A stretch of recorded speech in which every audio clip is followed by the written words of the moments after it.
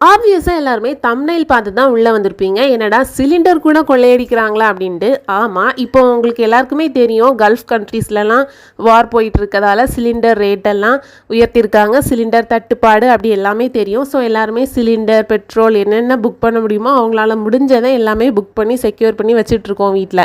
அப்படி தானே? ஸோ அது போல தான் நானும் சரி சிலிண்டர் காலியாக போகுதே புக் பண்ணலாமே அப்படின்னு பார்த்தா, எனக்கு வந்துட்டு மோடி சிலிண்டர் ஓகேவா, இந்த பிரதான் மந்திரி உஜ்வாலா யோஜனா ஸ்கீமில் பெனிஃபிட் ஆகிட்டு இருக்கிறோம் இல்லையா, ஸோ அந்த மோடி சிலிண்டர்னு சொல்லுவாங்க, அதுதான் எனக்கு. சரி சிலிண்டர் காலியாக போகுதே, நம்ம வந்துட்டு புக் பண்ணி செக்யூர் பண்ணி வச்சுக்கலாம், ஏன்னா சிலிண்டர் தட்டுப்பாடுன்னு சொல்கிறாங்க, அது இதுன்னு என்னெல்லாமோ நியூஸில் சொல்கிறாங்களே, புக் பண்ணி வச்சுக்கலான்னு பார்த்தா ஒரு 5 days முன்னாடி எனக்கு மெசேஜ் வந்தது. சரியா, சிலிண்டர் டெலிவர் பண்ணதா ஓகேவா, கரெக்டாக 4 o'clock மெசேஜ் வந்தது. அடுத்த ஒரு 4 minutesலேயே சரியா 4 PM சிலிண்டர் டெலிவர் பண்ணிட்டோம். என்னடா இப்போ தான் புக் பண்ணியிருந்து உடனே டெலிவர் பண்ணியிருக்கோன்னு மெசேஜ் வந்திருக்கே அப்படின்ட்டு. ஆக்சுவலாக மெசேஜ் அந்த எஸ்எம்எஸ் வந்து அன்னைக்கு நான் கவனிக்கல ஓகேவா. ஸோ எந்த டெலிவர் அதாவது புக் பண்ணியிருக்காங்க, அதே உடனே டெலிவரும் பண்ணியிருக்காங்க. 2 daysக்கு அப்புறம் எனக்கு அதுக்கான சப்சிடி அமௌண்ட்டும் ஏறி இருக்குது ஓகேவா. நான் ஆக்சுவலாக அந்த எஸ்எம்எஸ்ஸை பார்த்ததே முந்தா நேற்று தான். என்னடா 4 o'clock தான் சிலிண்டர் புக் பண்ணியிருக்காங்க, அடுத்த 4 minutesலேயே சிலிண்டர் டெலிவரும் ஆகிருக்கு, 2 days கழிச்சு உடனே சப்சிடி அமௌண்ட்டும் ஏறி இருக்கு. இப்படி எனக்கு ஒரு நாள் நடக்காதே. ஏன்னா யூஸ்வலாக நான் சிலிண்டர் புக் பண்ணேன்னா இன்னைக்கு புக் பண்ணேன்னா 2 days கழிச்சு தான் டெலிவரி பண்ணுவாங்க. 10 days கழிச்சு தான் சப்சிடி அமௌண்ட்டே ஏறி இருக்கும். இது என்னடா இந்த ப்ராசஸிங் டக்கு நடந்திருக்கேன், இதுக்கும் நான் சிலிண்டர் புக் பண்ணவே இல்லையே, யார் புக் பண்ணான்ட்டு சரி நம்ம வீட்டுக்கு சிலிண்டர் டெலிவர் பண்ணுவாங்கள்ல அவங்க நம்பருக்கு கால் பண்ணி கேட்போன்னு கால் பண்ணேன். கால் பண்ணிவிட்டு அண்ணா இப்படி நான் சிலிண்டர் புக் பண்ணியிருக்கிறதாகவும் உடனே சிலிண்டர் டெலிவரும் பண்ணியிருக்கீங்க, 2 days கழிச்சு எனக்கு சப்சிடி அமௌண்ட்டும் ஏறி இருக்கு, நான் பண்ணவே இல்லையே, இது என்ன ஸ்கேம் எஸ்எம்எஸ்ஸா இல்லை என்ன புரியலை, கொஞ்சம் சொல்லுங்க. ஏன்னா அவங்களுக்கு தெரியும் இல்லையா, அந்த ஃபீல்டில் இருக்கிறவங்களுக்கு. அவங்க என்ன எனக்கு ரிப்ளை கொடுத்தாங்க விஷயந்தான் ஷாக்கிங்காக இருந்து. ஆக்சுவலாக அவங்க என்ன சொன்னாங்கன்னா, ஆக்சுவலாக மோடி சிலிண்டர்னு சொல்கிறேன் இல்லையா, அது வருஷத்துக்கு 12 times நம்ம புக் பண்ணால் அந்த 12 timesம் சப்சிடி அமௌண்ட் ஏறும். 12 times தாண்டியும் நம்ம புக் பண்ணலாம், ஆனால் 12 times தாண்டி புக் பண்ணுறதுக்கு நமக்கு சப்சிடி அமௌண்ட் ஏறாது. புரியுதா? ஸோ நான் வந்துட்டு ஆக்சுவலாக இந்த அந்த டெட்லைன் இருக்கும் தெரியுமா, அது மாதிரி இந்த மோடி சிலிண்டருக்கு போன மார்ச்லேருந்து இந்த மார்ச் வரைக்கும் தான் டெட்லைன்.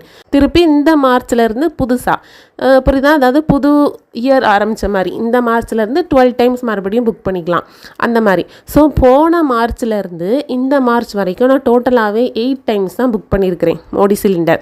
அப்போ பேலன்ஸ் 4 times நான் புக் பண்ணிக்கலாம். அதாவது அந்த சப்சிடி அமௌண்ட் ஏறணும் இல்லையா, அந்த கணக்குப்படி பார்த்தா பேலன்ஸ் 4 times நான் புக் பண்ணியிருக்கணும். ஆனால் நான் 8 times தான் புக் பண்ணியிருக்கேன். இது வந்து அந்த ஆஃபீஸில் இருக்கவங்களுக்கு தெரியும் இல்லையா, அந்த சிலிண்டர் டெலிவர் பண்ணுறவங்க அந்த ஆஃபீஸில் இருக்கவங்களுக்கு தெரியும் யார் எப்படி. ஏன்னா அவங்க ரெகுலராக நமக்கு டெலிவர் பண்ணுறவங்க நமக்கு சப்ளை பண்ணுறவங்களுக்கு தெரியும். ஸோ அவங்க என்ன பண்ணிட்டாங்கன்னா, இவங்க 8 times தானே புக் பண்ணியிருக்காங்க, சிலவங்களுக்கு சிலிண்டர் தேவைப்படும் இல்லையா, அவங்க அங்கே டைரெக்டாக போய் கான்டாக்ட் பண்ணியிருப்பாங்க ஒரு சிலர். ஸோ அவங்களுக்கு வந்துட்டு என்னோட ஐடி போட்டு என்னோட நேம், அதாவது நான் சிலிண்டர் புக் பண்ணியிருக்கேன், ஆனால் அந்த சிலிண்டர் வந்து அவங்க தான் பே பண்ணி வாங்கியிருக்காங்க, இன்னொரு 3rd person. சரியா, அப்படி பே பண்ணி அவங்க வாங்கியிருக்காங்க, ஆனால் சப்சிடி அமௌண்ட் எனக்கு ஏறி இருக்குது ஓகேவா. ஸோ நான் இந்த டெலிவரி பண்ணுவாங்களே அந்த அண்ணன்ட்ட கேட்கும் பொழுது அவங்க சொல்கிறாங்க, அக்கா நீங்கள் அதாவது இந்த மார்ச்சோட அந்த பீரியாடிக்கல் வந்து டெட்லைன் முடிஞ்சுது, அதாவது இந்த மார்ச்சோட அந்த டெட்லைன் முடியுது. ஏன்னா போன மார்ச்லேருந்து இந்த மார்ச் வரைக்கும், இனி இந்த மார்ச்லேருந்து புதுசாக அடுத்த இது ஸ்டார்ட் ஆகுறது மாதிரி, அதாவது மறுபடியும் நீங்கள் இருந்து 12 cylinders புக் பண்ணிக்கலாம், 12 cylinders மேலேயும் புக் பண்ணிக்கலாம், ஆனால் 12 cylinders தான் சப்சிடி அமௌண்ட் ஏறும் ஓகேவா. ஸோ நீங்கள் போன இதில் 8 times தான் புக் பண்ணியிருக்கீங்க, அதனால் பேலன்ஸ் 4 இது இருந்ததில்ல, அவங்க கேட்டாங்க ஒரு 3rd person சிலிண்டர் வேணும்னு கேட்டாங்க, அதனால் உங்கள் நேம் போட்டு நாங்கள் புக் பண்ணி கொடுத்தோம் அப்படின்னு சொன்னாங்க. எனக்கு ரொம்பவே ஷாக்கிங்காக இருந்து, நான் அவங்கக்கிட்ட கேட்ட முதல் வார்த்தை, நீங்கள் என்கிட்ட கேட்டிருக்கணும் இல்லையா, நீங்கள் என்னோட நேம் போட்டு, அதாவது எல்லாமே நான் புக் பண்ணியிருக்கீங்க, ஆனால் அந்த 3rd person தான் கேஷ் பே பண்ணி சிலிண்டர் வாங்கியிருக்காங்க. இருந்தாலும் நீங்கள் என்கிட்ட ஒரு வார்த்தை கேட்டிருக்கணும் இல்லையா. ஏன்னா இப்போது சிலிண்டர் தட்டுப்பாடுன்னு எல்லாருக்குமே தெரியும் சரியா, எங்களுக்கும் தேவைகள் இருக்கும், நாங்களும் புக் பண்ணுறதா இருப்போம், எல்லாமே இருக்கும். ஆனால் நீங்கள் என்கிட்ட ஒரு வார்த்தை கூட கேட்காம நீங்கள் அவங்களுக்கு எப்படி புக் பண்ணி கொடுக்கலாம் அப்படின்ட்டு. அப்போ அவங்க ஒரே வார்த்தையில் சாரி அப்படின்னு சொல்லி முடித்தாங்க. அவங்க ரெகுலராக எங்கள் வீட்டுக்கு டெலிவர் பண்ணுறவங்க தான். சரி அவங்கள்ட்ட நம்ம என்ன இனி கேட்க முடியும் இல்லையா?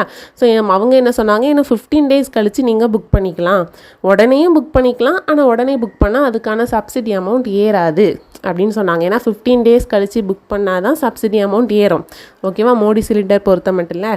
அதனால் இட்ஸ் குவைட் ஷாக்கிங்காக தான் இருந்தது. என்ன சொல்கிறது, ரெகுலராக டெலிவர் பண்ணுறவங்க அவங்கக்கிட்ட என்ன சொல்கிறது, பண்ணியாச்சு, எல்லாம் நடந்து முடிஞ்சாச்சு. ஸோ இது வந்துட்டு ஒரு அவேர்னஸ் மாதிரி தான். ஓகேவா? இது வந்து நான் ஏமாந்துருக்கேன் அப்படின்ட்டு சொல்கிறதா இல்லை என்னை யூஸ் பண்ணியிருக்காங்க அது மட்டும் புரியுது. ஏன்னா என்கிட்ட ஒரு வார்த்தை கூட கேட்கல. ஆனால் அந்த டெலிவரி அண்ணன்ட்ட கேட்கும் பொழுது உங்ககிட்ட நான் சொல்லணும்னு தான் நினச்சேன், மறந்து போச்சு அப்படின்னு சொல்கிறாங்க. அது இட்ஸ் ஓகே ஃபைன். என்னோட ஐடியில் என்னோட நம்பரில் புக் பண்ண தெரிஞ்சவங்களுக்கு ஒரு வார்த்தை கேட்க தோணலை. ஏன்னா இப்போ சிலிண்டர் தட்டுப்பாடுன்னு தெரியும், அவங்களுக்கும் புக் பண்ண வேண்டியது இருக்கலாம். சரியா? அப்போ நமக்கும் சப்சிடி அமௌண்ட் எல்லாம் ஏறணும் அப்படிங்கிறதுக்காக கஷ்டப்பட்டு இந்த பிரதான் மந்திரி உஜ்வாலா யோஜனா ஸ்கீமில் தேடி அலைஞ்சு இதுக்கு அப்ளை பண்ணி இல்லையா? ஸோ நம்ம கஷ்டப்பட்டு அப்ளை பண்ணி இதில் புக் பண்ணணும் அப்படின்ட்டு நம்ம இந்த ஸ்கீமுக்குள்ளே இதுக்குள்ளே இருந்தால் அவங்க அதை ஒரு தேர்ட் பர்சனுக்கு யூஸ் பண்ணி அவங்களுக்கு அந்த சிலிண்டர் புக் பண்ணி கொடுக்கும் பொழுது நமக்கு அது எதுக்கு இப்படி பண்ணாங்க, நம்மக்கிட்ட கேட்டிருக்கலாமே அப்படின்னு தான் தோணுச்சு. என்ன தான் சப்சிடி அமௌண்ட் என்னோடய அக்கௌண்ட்டுக்கு ஏறினாலுமே இப்போ மறுபடியும் நான் 15 டேஸ் கழித்து புக் பண்ணால் தான் எனக்கு அடுத்த சிலிண்டருக்கான சப்சிடி அமௌண்ட் ஏறும். ஓகேவா? ஸோ தயவு செஞ்சு இப்படியெல்லாம் பண்ணாதீங்க. உங்களுக்கு இப்படி தேர்ட் பர்சன் யாராச்சும் சிலிண்டர் கேட்குறாங்க அப்படின்னா இன்னொரு பர்சன் ஐடியிலேருந்து புக் பண்ணி கொடுக்கணும் அப்படின்னா அந்த பர்டிகுலர் பர்சன்கிட்ட பெர்மிஷன் கேட்டு தான் நீங்கள் புக் பண்ணி கொடுக்கணும். நார்மல் டைம் இப்போ சிலிண்டர் தட்டுப்பாடு இல்லை அப்படின்னாலுமே நீங்கள் தயவு செஞ்சு பெர்மிஷன் கேட்டு தான் கொடுக்கணும். இப்போ சிலிண்டர் தட்டுப்பாடு ஷார்ட்டேஜ் அப்படிங்கிறதால இது வந்து நீங்கள் கூட கொஞ்சம் கவனமாகவே இருக்கணும். ஏன்னா எல்லாருக்குமே தேவைகள் இருக்கும். வீட்டில் குழந்தைங்க ஸ்கூலுக்கு போவாங்க, ஆஃபீஸ் போவாங்க, சமைக்கணும், வாங்கணும், எல்லாமே இருக்கும் பொழுது சிலிண்டர் வந்து கண்டிப்பாக தேவை. அதனால் இப்படியெல்லாம் தயவு செஞ்சு பண்ணாதீங்க. ஓகேவா? ஸோ மக்களே, நீங்களும் உஷாராக இருந்துக்கோங்க. என்ன மாதிரி நீங்களும் இப்படி ஏமாந்துடாதுங்க.